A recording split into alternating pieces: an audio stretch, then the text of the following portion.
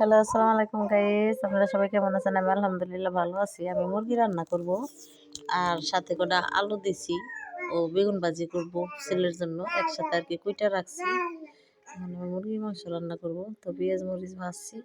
একা একা করছি তো পুরোটা দেখাইতে পারি নাই। তাই তো গাইস, রাগ করেন না আপনারা সবাই। কেমন হয়েছে রান্নাটা?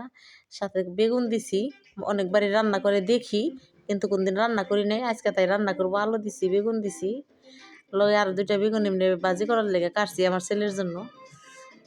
সে দুইটা আলাদা রাখছি। আর হলো এমনি বেগুন দিয়ে আলু দিয়ে রান্না করবো মুরগির মাংস। তো দেখেন কেমন হয়েছে।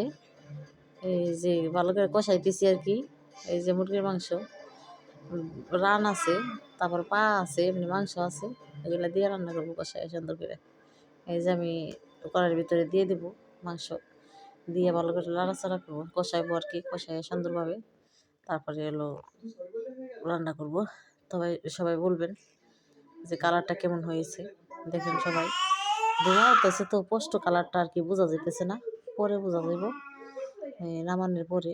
কারণ কড়াইয়ের উপর দিয়ে ধোঁয়া উঠলে পরে ভালো করে বোঝা যায় না যে কালারটা কেমন। তো আমি এই যে মুরগি দিয়ে দিতেছি মাংসটি, এটিতে মিক্স করে রান্না করব। দেখি আজকে পাইকারি তরকারি রান্না করব সবজি দিয়ে।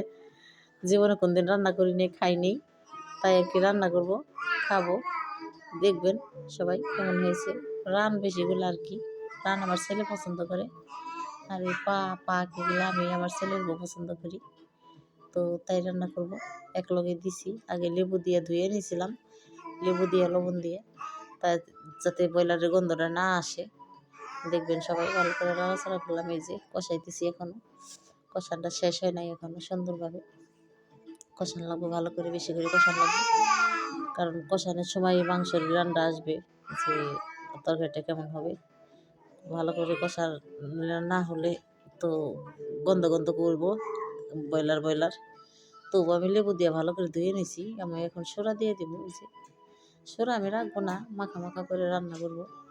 পুরা সোড়া আমি রাখবো না, কারণ ব্রয়লারের ভিতরে সোড়া রাখলে পরে ঝোল রাখলে মজা লাগে না। সেই জন্য ঝোল রাখি না কোনো সময়। আমি তরকারির ভিতরে কম কম রাখি অথবা মুনা করি। তে বলবেন